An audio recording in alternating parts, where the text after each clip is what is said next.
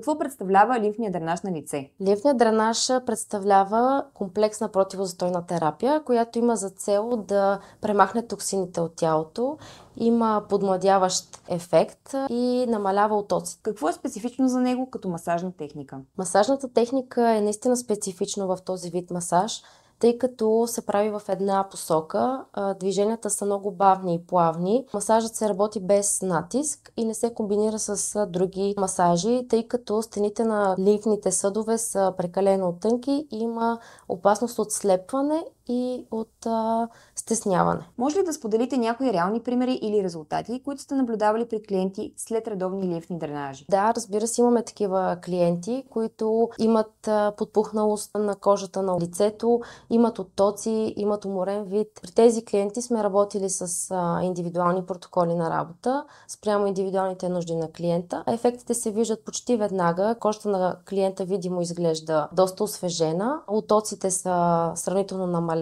и подпухналостта е почти изчезнала. Лимфният дренаж помага за изхвърлянето на токсините от организма.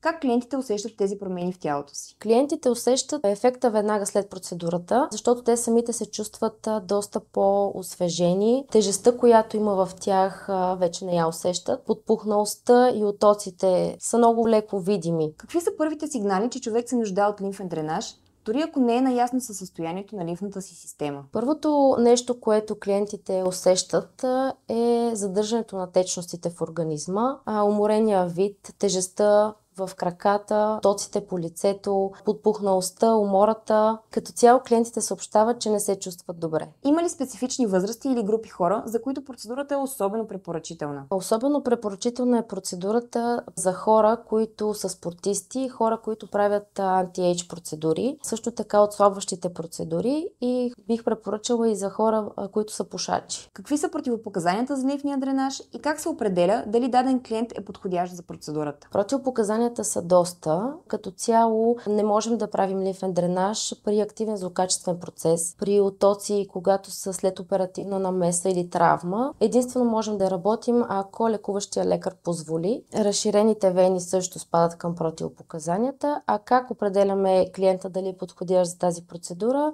Това се случва, когато снимаме анамнеза, когато клиент е в кабинета. Колко често се препоръчва да се прави лимфен дренаж за оптимални резултати и има ли сезонност в процедурата?